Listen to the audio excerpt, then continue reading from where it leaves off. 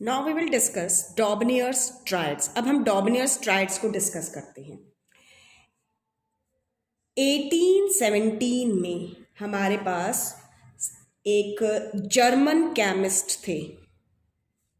1817 में एक German chemist हुए जिनका नाम था जॉहन वॉल्फगैंग डॉबनियर।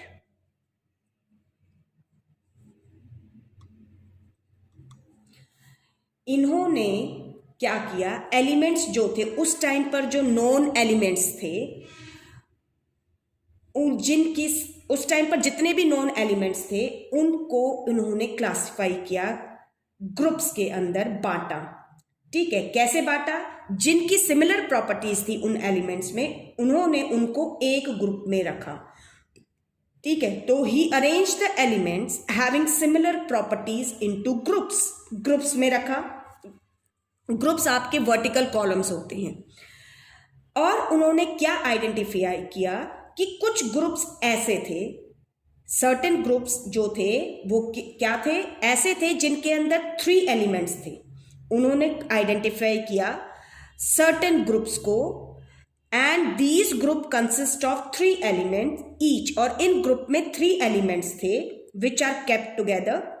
और ये जो ग्रुप था 3 एलिमेंट्स का, ग्रुप ऑफ 3 एलिमेंट्स, ये जो ग्रुप था 3 एलिमेंट्स का, जिसके अंदर इन तीनों एलिमेंट्स की क्या थी, सिमिलर प्रॉपर्टीज थी। Group of 3 elements having similar properties. उन्होंने इस ग्रुप को, ये जो ग्रुप था 3 एलिमेंट का, इसको कहा ट्रायड्स। क्या वर्ड दिया? ट्रायड्स। तो हम इनको कहते हैं डॉबनियर्स ट्रायड्स। तो अकॉर्डिंग टू डॉबनियर, तो इस बेसिस पर कि जब हम उन्होंने एलिमेंट्स को, जो उस टाइम पर नॉन एलिमेंट्स थे, उनको जब अरेंज किया, इस तरीके से अरेंज किया कि उनको ग्रुप्स मिले 3 एलिमेंट्स के और उन एलिमेंट्स की सिमिलर प्रॉपर्टीज थी, उन्होंने इस ग्रुप को ट्रायड कहा। तो इसके बेसिस पर उन्होंने अपना एक लॉ दिया। ठीक है, और वो लॉ था according to Dobereiner's, according to Dobereiner's law of triads. ये लॉ क्या कहता था? When elements are arranged, when elements are arranged in the, when elements are arranged in the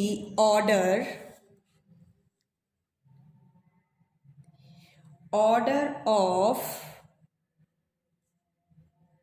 increasing atomic masses, groups of 3 elements,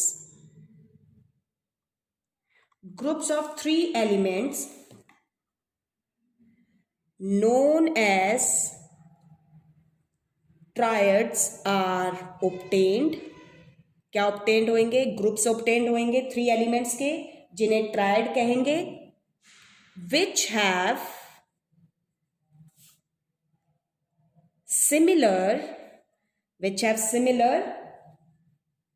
chemical properties and the atomic mass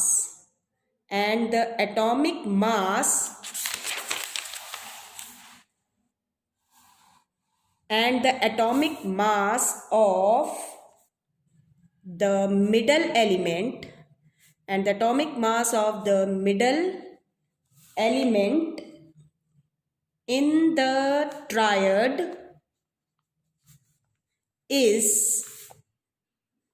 average or arithmetic mean of the atomic masses of other two elements। ये उसका law था। इसके basis पर इसको हम examples के through explain भी करेंगे, अभी देखेंगे। इनफैक्ट डॉबनियर जो थे वो हमारे सबसे पहले साइंटिस्ट थे जिन्होंने कोई रिलेशनशिप शो किया था किस किस के बीच में, कि जो एलिमेंट्स होते हैं उनकी प्रॉपर्टीज और एटॉमिक मासेस के बीच में कुछ प्रॉपर्टी है। तो आपने ध्यान रखना है क्या, कि डॉबनियर जो थे वॉज द फर्स्ट साइंटिस्ट, ये सबसे पहले साइंटिस्ट कह लीजिए जिन्होंने क्या शो किया था, to show the relationship between the properties, show the relationship between the properties of elements and their atomic masses। ये सबसे पहले थे। ठीक है, अब हम एग्जाम्पल्स देखते हैं डॉबनियर्स ट्रायड की। इसमें सबसे पहला जो एग्जाम्पल है, डॉबनियर ने 3 ट्रायड्स डिजाइन किए थे। 3 ट्रायड्स वर डिजाइंड। ठीक है, दीज ट्रायड्स, अब ये 3 ट्रायड्स जो थे इनमें सबसे पहला था ट्रायड ऑफ एल्कली मेटल्स। जो सबसे पहला ट्रायड था वो था ट्रायड ऑफ एल्कली मेटल। ये जो एल्कली मेटल्स का ये जो ग्रुप था इसके अंदर include the elements lithium, sodium and potassium, and these elements have similar chemical properties.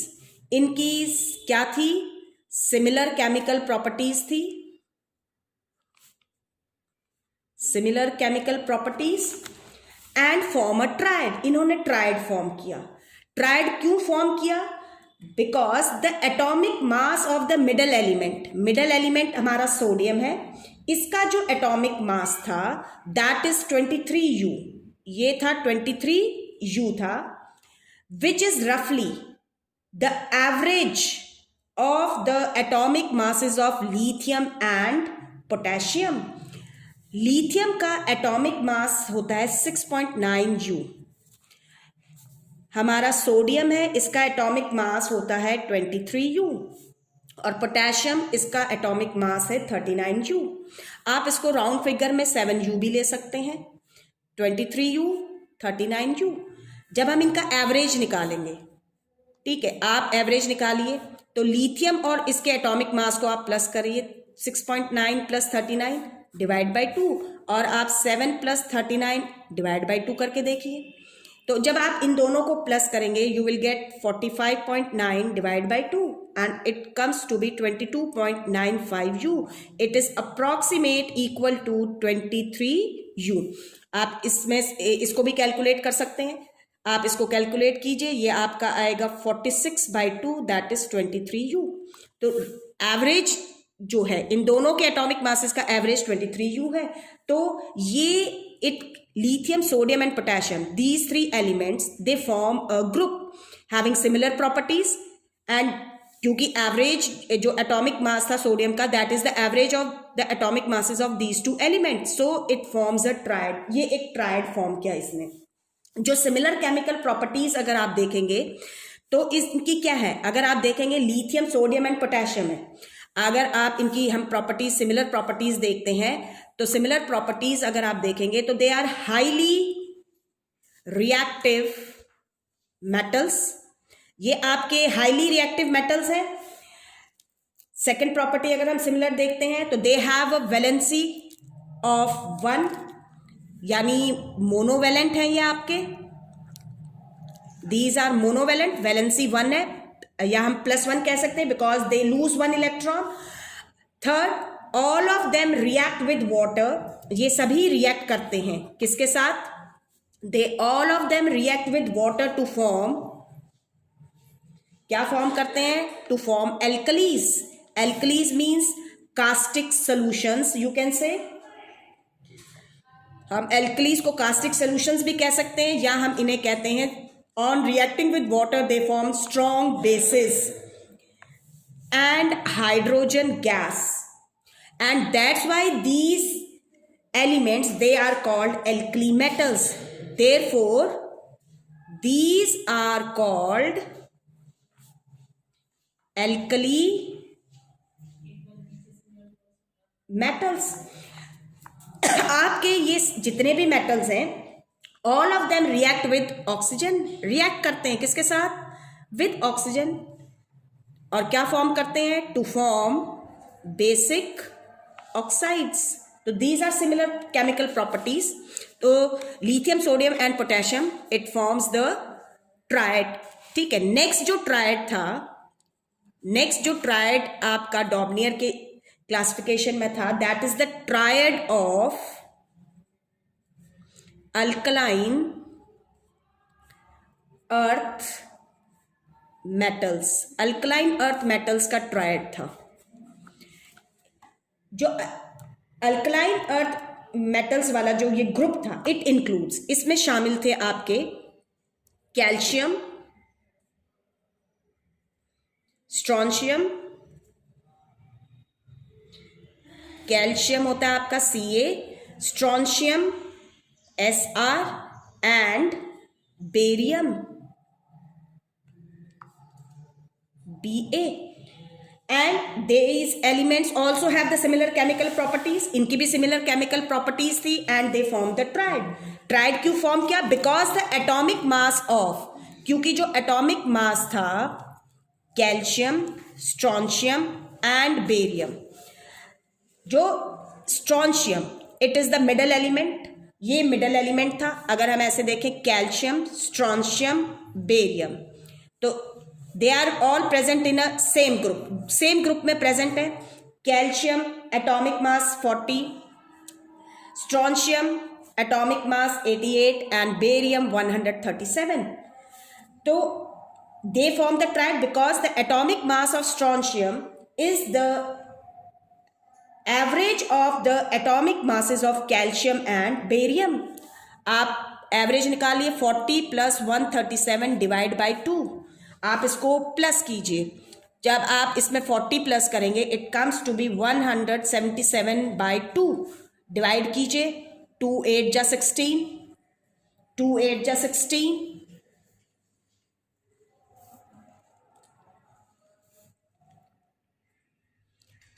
ठीक है. 0.5 near about 88.5 U. Average mass similar आ गया स्ट्रॉन्शियम के.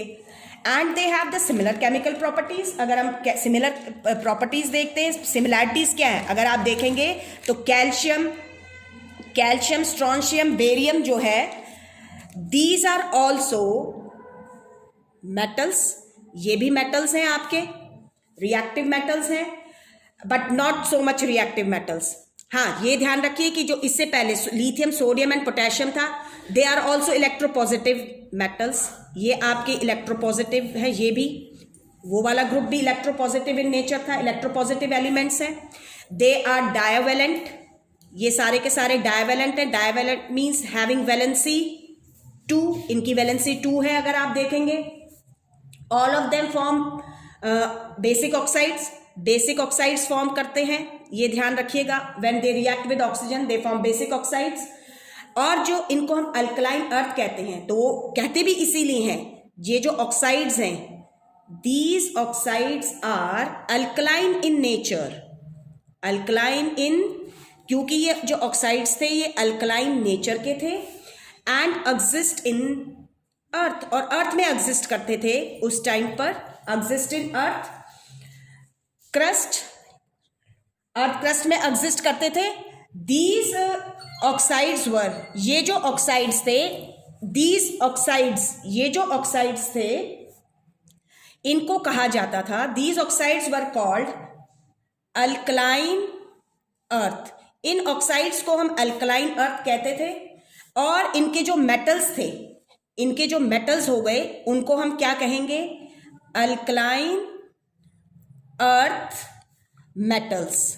जो लास्ट इसका ट्रायड था, जो थर्ड ट्राइड इसका फॉर्म्ड हुआ, that is tried of halogens.